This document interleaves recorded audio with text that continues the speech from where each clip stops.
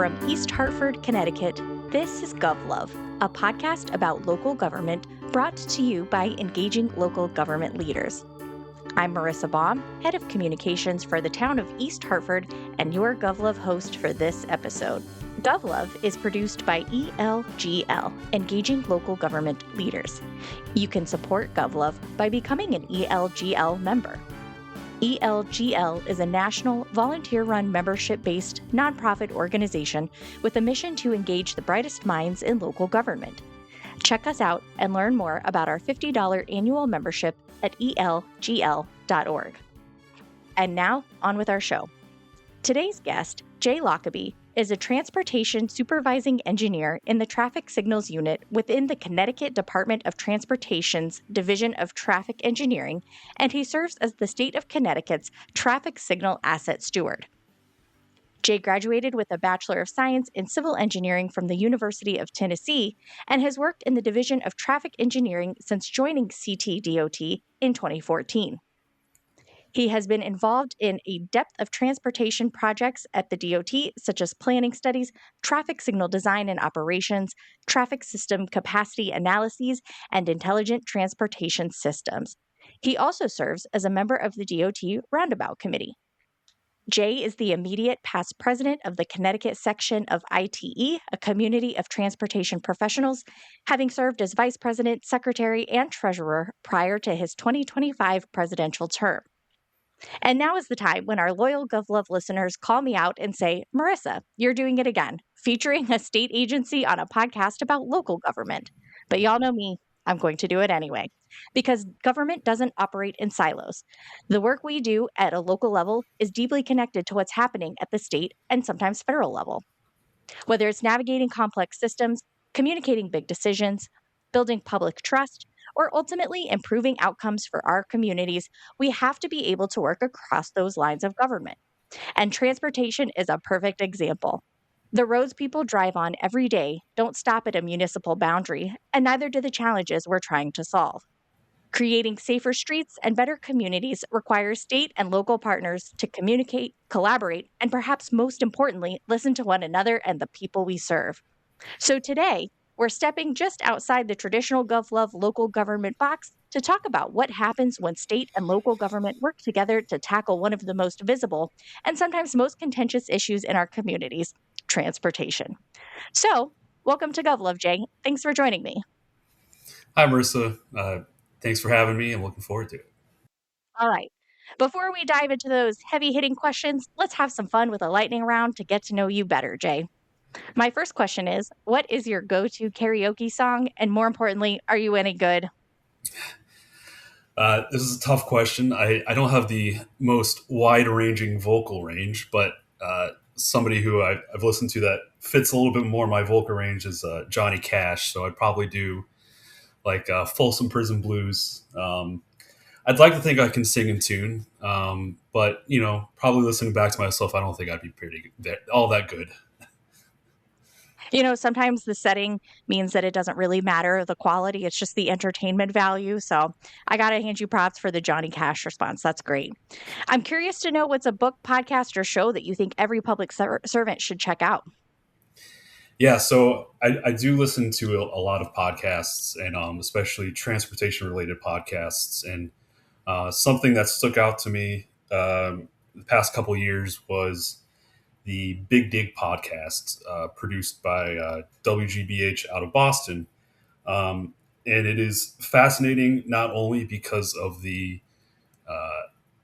multitude of complexities, the size of it, how long it took, the cost overruns, but the amount of history that went into it. The talks about the Big Dig started in the 1970s, and I found not only the transportation related issues fascinating, but also the political issues. And it really went into these individuals who, refused to not be heard and made their voice heard and actually made changes, even if it took decades. And some of those people who started the conversations in the 70s didn't even live to see the final product done. But it just goes to show you how complex some of these large large scale transportation projects really can be. But yeah, it's a great listen. I'd recommend it to anybody. That's a great answer and very much on brand with everything that we're going to talk about today. So that's perfect. Um, I'm curious if you had to create a bumper sticker that sums up your experience in government, what would it say? Uh, Bumper stickers. My first thought is I try to stay away from putting any bumper stickers on my car that as a public official. But I guess if one thing that we all strive for a, a work life balance when it comes to working in the public agencies. And one thing I feel like is you can never really escape work. I feel like, especially myself, I drive around from home and I see traffic signals that I'm like, maybe that green time's a little too long. I got to fix it. But I'm like, well, I'm just on my way to the grocery store.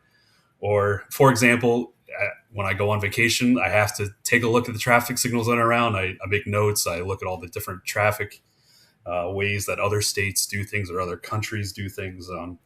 So I always have to take a few pictures wherever I go about, even if it's a beautiful beach, I'm looking at the traffic signals behind me. So So is that your bumper sticker, always looking at traffic signals? Will break for traffic signals? yeah, something like that. Yeah. I'm now you got me curious. What's the most interesting or unique traffic signal that you have come across while on your travels?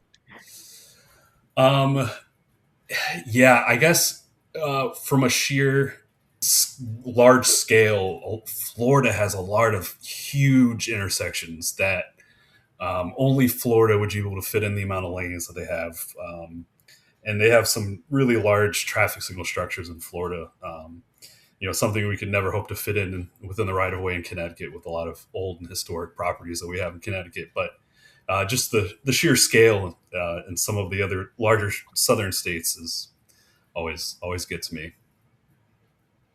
All right, folks, you heard it here first. Next time you're in Florida, or those of you who happen to live in Florida, cough, cough, Ben Kittleson, make sure you check out those traffic signals. Apparently, they are not to be missed. All right, we'll jump to our last lightning round question for you, Jay, before we dive into the deeper topics. What is a topic completely unrelated to your current career that you could easily lecture on for 45 minutes? Uh, um, Unfortunately, the summer's winding down, but with the summer ending, that means that football is coming back, and I love college football. I went to the University of Tennessee, so I'm a huge Vols fan. Um, College football is I want to been a large part of my life for a long time, and there's a lot of things going on right now with players finally getting compensated, which is great. But the NCAA is um, running into legal issues, and I find it fascinating. So I could talk about college football all the time. But looking forward to it, even though summer's ending. Hot take, who is the best quarterback in all of Tennessee's history? I mean, you have to say Peyton Manning, but T. Martin was the one who brought us our national championship in 1998, so that's always special. Love to hear it. Love college football. You're absolutely right. The seasons are changing, and it is about that time. So let's shift a little bit and let's learn a little bit more about your public service origin story. How did you find your way into government? Yes, so like you said, I graduated with a degree in civil engineering, and a lot of my coursework was involved in structural design, concrete design, steel design, wastewater treatment. By the nature of the definition of civil engineering, That's a lot. you, yeah, but you learn about all things civil, um, public sector things. Things that give us our fresh water and our wastewater treatment plants.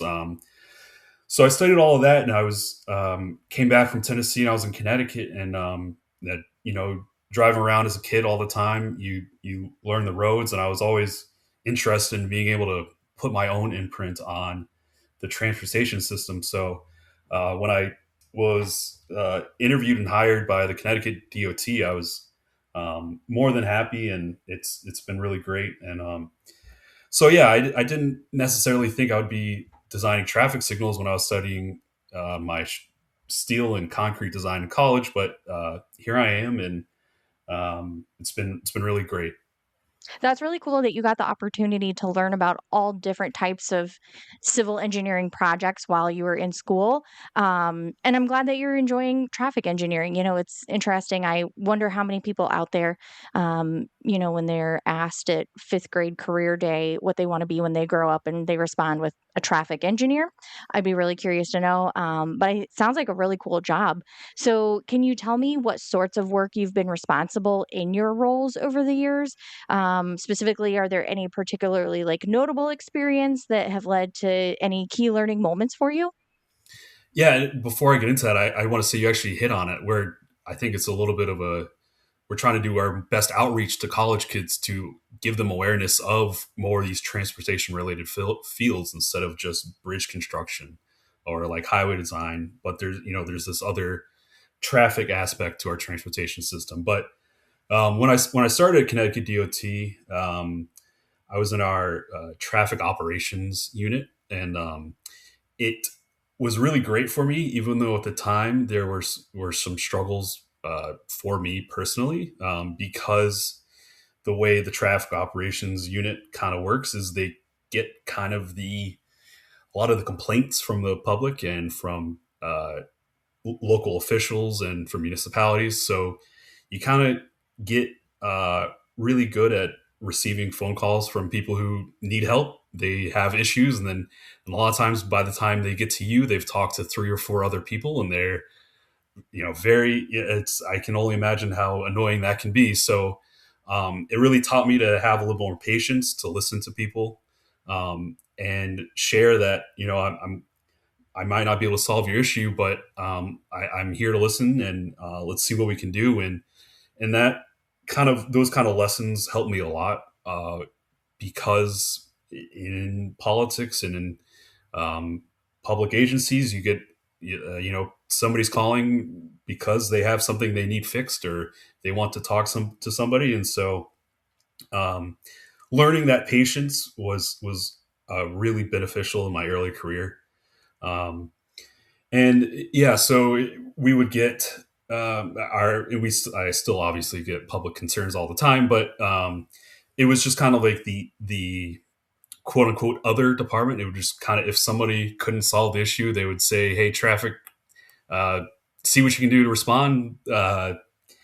Um, so yeah, that was the start of my career, and I think that was really helpful. And from there, I got more into signal design, and through just more experience designing signals across the state, I was moved into our signals unit, and got even more into signals design. But like I said, even with that, you are still fine tuning things, looking for feedback, um, talking with local officials, working with them through projects from the beginning to the end.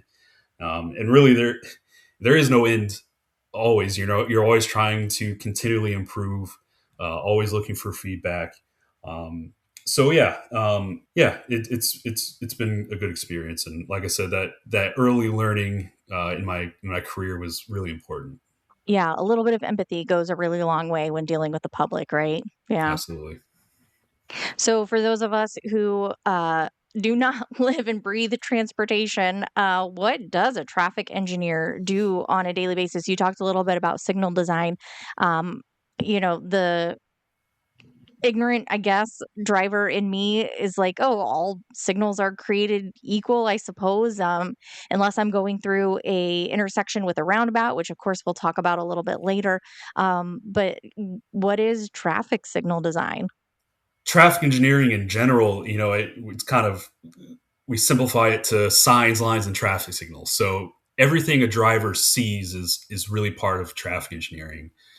So you may not notice, and hopefully that's the goal. But the pavement markings that guide you to the correct lanes when you choose for lane choice at an intersection, or the signs that tell you that East Hartford is a mile on the right, or The overhead signs for exits, making sure that it's an exit only lane. Those are strategically placed so that drivers have the ability to see the sign, interpret the sign, ingest it, and kind of make a decision on that. So all of that is, although it may seem simple, there's a lot of calculations on visibility, and that perception reaction time based on the driver to react to signs and properly and safely make adjustments if needed. There's also a lot of uh, work that goes into construction work zones. So traffic engineers are responsible for maintenance and protection of traffic. So if like a bridge is being replaced, the traffic needs to shift over. Traffic engineering determines how many lanes may need to be closed, how to shift the traffic over safely so that uh, cars aren't taking wild turns and shifting in a measured, controlled way, and keeping our construction workers safe out in the roads. It's dangerous work being out there in the middle of the night, making sure that there's lighting, there's signs are visible, and everybody gets home safe at the end of the day. So yeah, traffic engineering really is the most visible part of our transportation system sometimes. So um, there's a lot of kind of behavioral thinking that needs to go into it as well. You're designing for humans.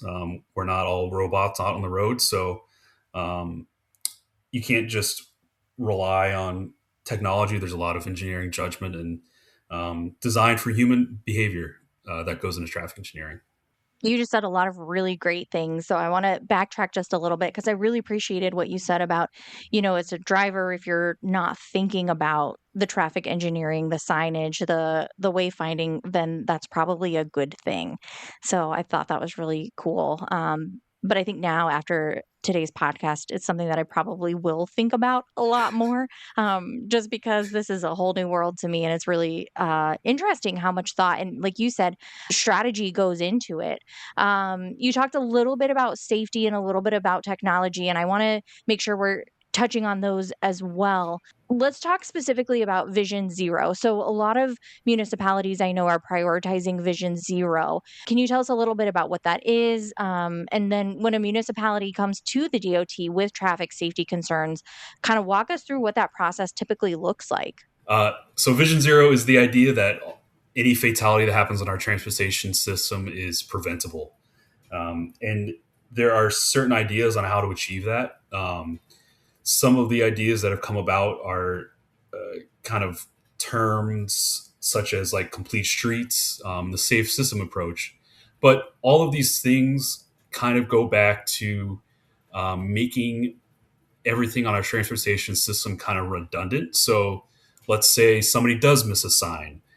Maybe there's an additional sign that they can catch to warn them of a sharp curve in the road. Let's say they miss all the signs. Let's still build the road so that it's not a deadly consequence for making a slight mistake. Let's make sure that the roadway is clear of fixed objects so that if somebody does run off the road, they have time to correct and get back on the road. Does the roadway system need guide rail? But also designing the roadway for all types of users, not just cars, not just bikes, not just pedestrians, but everybody. So let's not just focus on car safety. Let's look at uh, some of the most vulnerable road users and how can we uh, try to protect them as well. And really, going back to the Vision Zero, every roadway fatality is a life lost, and they're not just numbers. And what can we do to build in redundant systems? Like I said, so the safe system approach is let's look at not only engineering but maybe education. What education can we send out to new drivers or older drivers about things changing on the roadway or things that are new on the roadway? Let's talk to law enforcement. How better can we send out crews when EMS or there's a crash that happens? How can we quickly um, get people care? How can we safely close down a road if there is an incident? all of these things kind of added together um, are getting us towards lower fatalities. And it's not just one error, but let's make sure, even if somebody does make a little bit of a mistake, that it's not a deadly mistake. And really looking at, like I said, pedestrians. Can we add illumination on the roadways? Um, can we have different signal phasing that maybe allows drivers to more clearly see pedestrians when they're crossing the street?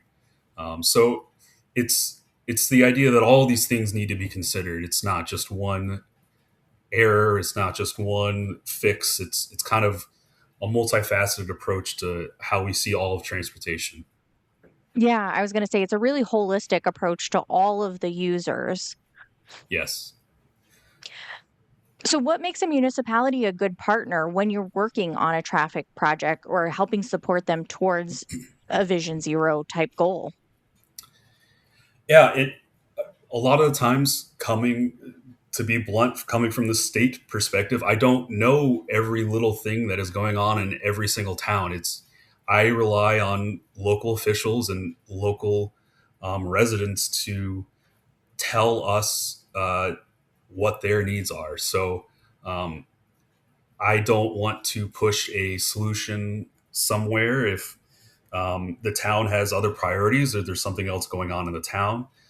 So, this may sound redundant, but it's just collaboration, just consistent feedback. But also, we need to know from the towns what their goals and what their contexts are. Like, if I'm doing a project in the middle of the town and the town says we really want this to be a pedestrian friendly zone, um, it's that's great, and we need to hear that kind of context when it comes to town planning.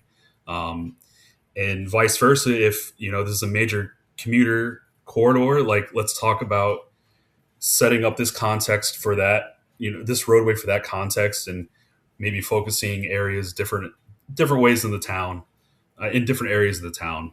But like I said, it's just continue a feedback, collaboration throughout the entire project, and it does help to have a unified approach, voice from the town. So um, we we don't want to make a decision for the town. It's helpful when a town kind of has like I said, a goal or a unified approach that they come to us with and say, hey, this really means a lot to us. This is our citizen, our residents here in town, and this is what they really want, and that helps us kind of integrate into what our scope of work is, and um, helps us add just the context to our projects so that we can make it a great project for the people who use it every day. Because you're bringing in multiple perspectives and multiple levels of expertise, right? The LTAs and the users have that kind of day-to-day experience, and then the DOT has that high-level experience and perspective of what has and hasn't worked across the entire state, and can bring that kind of broader perspective to the story as well. Right. And I don't drive the same roads that the local residents do. So if there is a left turn issue, sometimes I don't know about it. And it's very helpful to hear from residents. It's helpful to hear from the municipalities too, though, what their priorities are. It's hard when you have a really loud resident in this one corner, but the municipality says, well, actually, this is our priority here. But that's helpful, and it's helpful to have kind of a one kind of direction from the town is helpful in our planning. Can you share with us an example of a time or project where the state and municipality worked particularly well together, and then what made that collaboration so successful? Yeah. Response and feedback is great again, like I said. But a lot of the times, like I said, we're designing for all road users. So a lot of a lot of towns in Connecticut are building a lot of pedestrian walkways, trails, which is great. In one town recently, they had a plan for where they wanted trails, multi-use trails, throughout the town, and they were able to show their plans to us earlier in the design, we were able to design our traffic signal equipment outside of where they were planning, even though their trails hadn't come through. We want to kind of future. We also don't want to build a giant structure in the middle of where they're going to come in 10 years later and build a trail. So yeah, it may sound simple, but just if we can just move our equipment, make uh, everybody's lives, and then make it future proof, make it so that trails can come through in the future. Um, Maybe creating a crossing on this side of the road because, hey, look at the town. Here's a trail here, and here's an unconnected trail here, and we like to go through this intersection. What works for you? And we can, design better ramps, and we can add illumination. Those kind of things, and when we hear that earlier in the process, that helps a lot. Things change obviously every year, and we're doing a lot of planning, 5 years out. But yeah, just simple things like that. You'd be surprised at uh, some of the flexibility that we have when we're designing traffic signals, especially. But yeah, anything like that is helpful to know where schools are. Like where are kids crossing? Where are there crossing guards out there that are, because the traffic's so bad? It's like, oh, well, I'm not there during the crossing school hours, so that's great to know. It's those little things that really help us shape the overall picture of a project from the state perspective and gets a better result at a local level. Yeah, that makes a lot of sense. I want to backtrack just a little bit though. We were talking about with the Vision Zero priorities. You mentioned some technology, and I think we all are aware that technology is changing, evolving every day. And I assume that there is a lot of new technology being used to understand traffic patterns, improve safety. I've seen a lot in the news lately that the CTDOT has implemented. I want to say, correct me if I'm wrong, but more than like 200, 210 or so wrong way detection systems on our highway on or off ramps. So I want to hear from you, in regards to especially the safety priority, what technologies are you most excited about right now? And how do you see them having a positive impact on traffic design when it comes to those Vision Zero priorities? Yes. So you mentioned the wrong way driving detection systems that have been installed throughout Connecticut, and those are actually not that technologically advanced. It's essentially just a video detection system that flashes big bright lights at wrong way drivers. But it took a lot of funding and a lot of work to put in, even though the technology itself is not that advanced. Just took a lot of infrastructure and a lot of initiative on the state's part to get those implemented across the state. But some of the more advanced, we talk about AI and algorithms, and a lot of the advanced technology is around the idea that these algorithms can completely fix all of our traffic congestion because they're so advanced. They'll know all the traffic input and respond, with the most optimized traffic timings that a traffic engineer couldn't do out in the field. And um, while that sounds great, if you have, it's kind of a capacity issue where there are so many. Let's say there's um, uh, a 2-lane road, but there's just so many vehicles on it that you that you can't get any more traffic through. Fancy algorithms are not really going to solve that issue. So we've seen limited benefits from some of that advanced AI or algorithmic approach to traffic analysis and operations. But some of the other kind of technology that's been talked about a lot is autonomous vehicles and connected vehicle technology. And I see a lot more benefit to that type of technology. Like we talked about, the state and the local officials talking.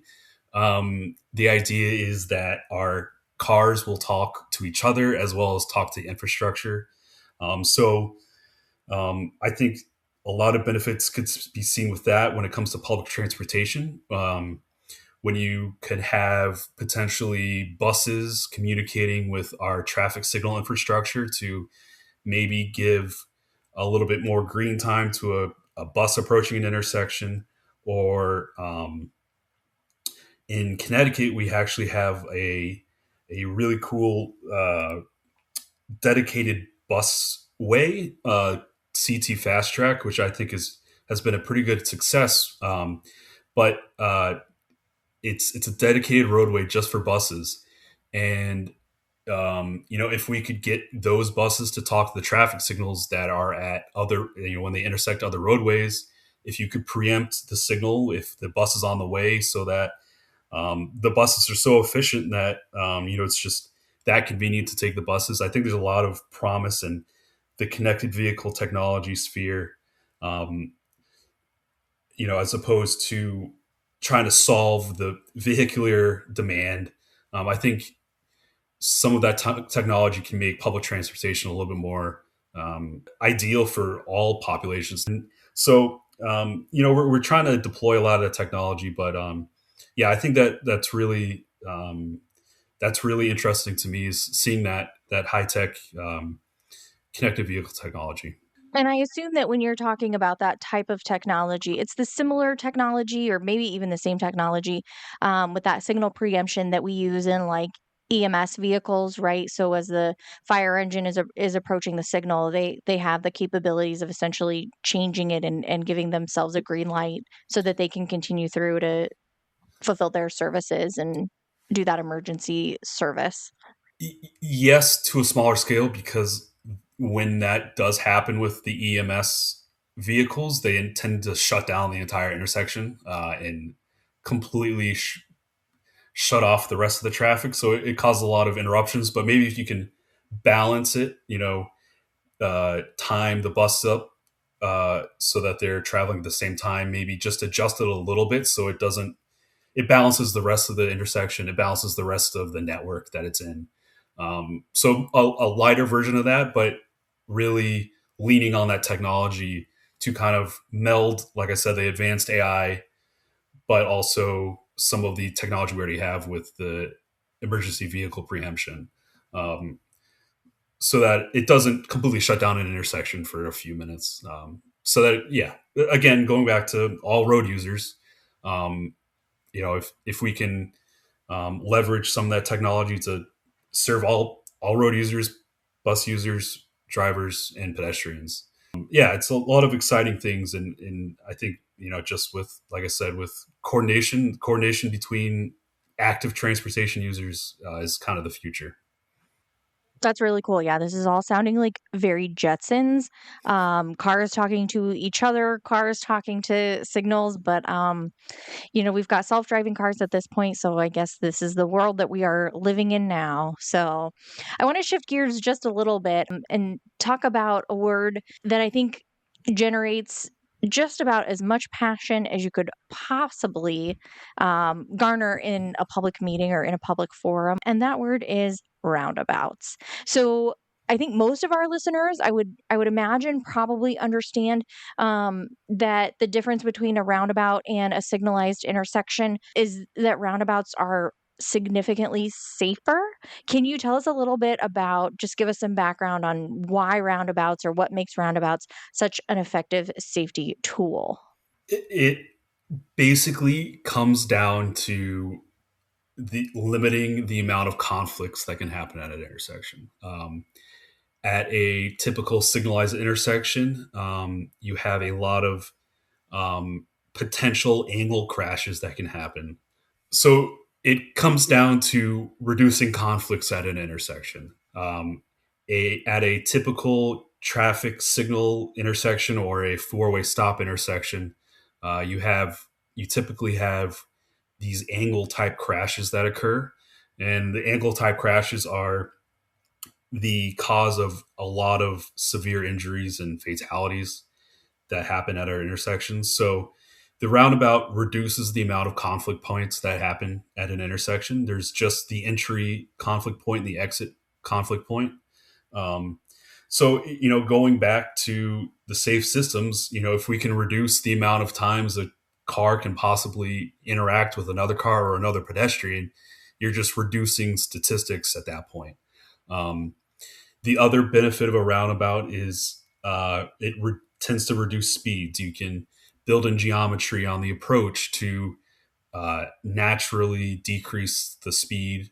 You can put in maybe a chicane that again goes back to some of the behavioral aspects of a driver.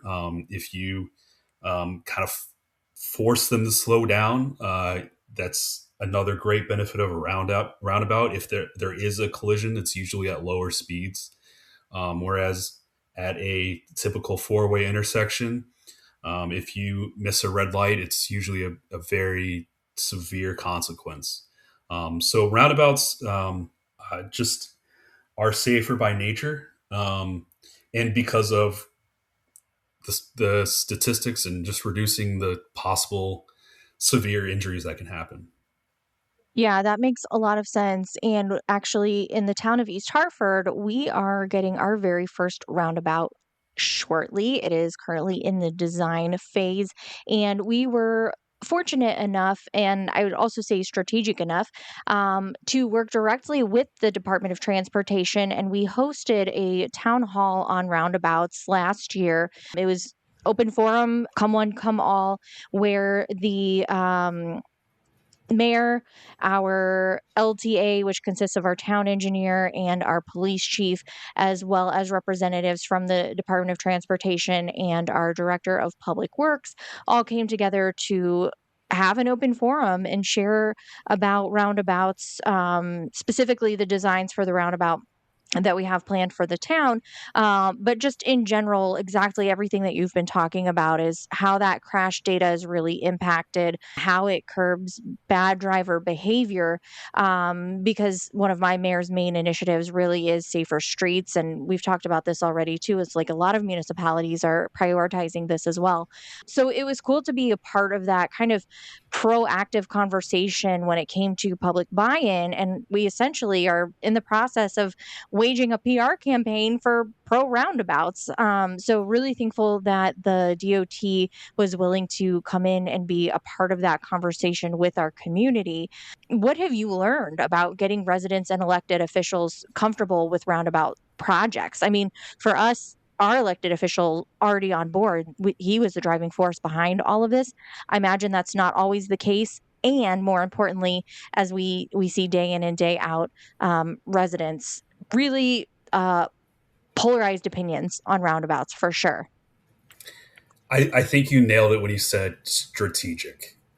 You have to know as an engineer that this I know that this roundabout location will work. I know this will be successful. I need to have my best design because we want to show successes throughout Connecticut. So it's really important to choose the right location, the right. Um, Sometimes it's about getting the right support from the local officials.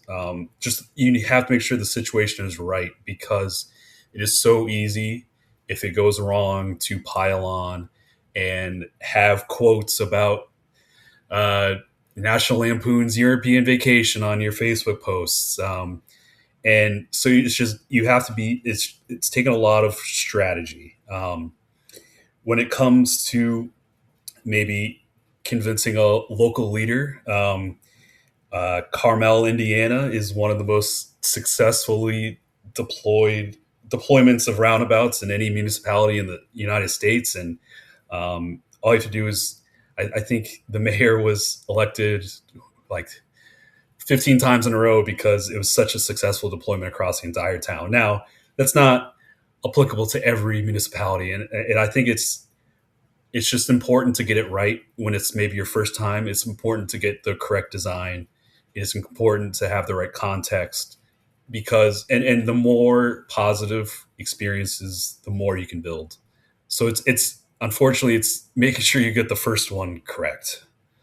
Yeah, it's so fascinating. The biggest piece of feedback that we're seeing from those public forums, from the town hall event that we hosted, and just general, conversation out in our world is from residents who are saying roundabouts are so much more dangerous. I don't know how to use them. This is going to be a disaster.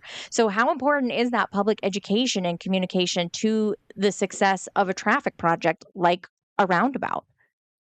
Yeah, and you just have to stick to the facts, stick to the data. The data shows it out, especially when you are converting from a four-way stop to a single lane roundabout. They are proven safer, and just the facts and the data support it. And you just, if you know it's right, you just kind of have to stick to your guns. It is still hard to do it if you don't have the local support. It's very important. But I think it's just important to have a unified message from an engineering standpoint and just state the facts and just stick with the facts. And um, you know, and then when it is successful, you just let your work do the talking is and you just stick to the data and um, just say, we are trying to improve safety, and that's the number one goal. It's kind of hard to argue with somebody who is trying to make my street safer. Right, right. So at the end of the day, though, people still aren't necessarily going to agree with every decision that the government, be it municipal, state, or federal, makes. Do you think it's possible, though, to build enough trust that they can disagree with the idea, say, of putting in a roundabout, but still trust the people and the processes behind it? Um, I think it is. But like I said, I think it's just important to, and this is coming from my engineering speak, but just laying out the facts, sticking to your guns, not getting into um, the lower level Facebook comments, but just um, showing examples, talking with others across the country. There are roundabout pioneers, I guess I'll call them, throughout the country that literally they'll travel, they'll advocate, they say this works in my town. There are people that can prove to show you the data, show you that, hey, I live next to a roundabout and I thought it was gonna cause headaches, and actually I found that it's nice when it's the middle of the night and I don't have to wait at a traffic signal anymore. I can just, if there's no vehicles present, I can just go through it at my own pace. um, Roundabouts also um, encourage looking around, which it goes back to some behavior at a traffic signal. A lot of people don't pay attention to what's going on around them. They see a green light, they go. Roundabouts just by nature encourage looking out for others, and yeah, I think it's and people are still going to disagree with you, but you just have to stick with the data and show examples, and that's why it's important to get it right so you can have that example in your back pocket. So speaking of examples, I guess in addition to roundabouts, probably, what's a traffic safety improvement that you think more municipalities or county governments should be considering? Yes, I think the quickest wins a municipality can do are when it comes to pedestrian safety. There are a lot of roadways that are maybe, let's say, a neighborhood or next to a school that are not commuter routes, but were built a certain width and a certain length because that's how it was built, in the 1950s. But there are quick wins such as just putting up pedestrian signs, putting in the in pavement pedestrian signs on local roads. Um, there are ways of kind of at radiuses of curves or at intersections. Maybe you can neck it in a little bit so you do try to persuade people by design to slow down a little bit, to look for pedestrians at those high conflict points at intersections. And a lot of these things can be done on neighborhood roads, and I think that's some kind of quick wins that I think makes a difference when you're just walking around in your neighborhood. Is there anything in particular that gives you optimism about where transportation and transportation safety is headed?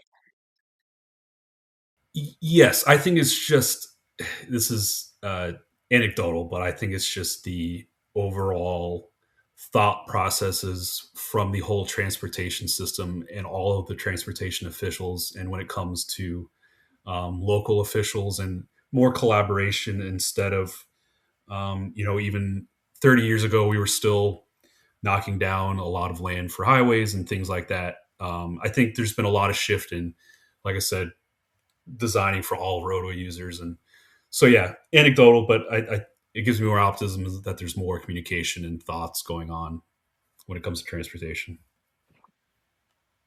Yeah, that's great. And for those of you who are interested in following along with some exciting traffic projects in the world of Connecticut, the Department of Transportation is spearheading the Greater Hartford Mobility Study.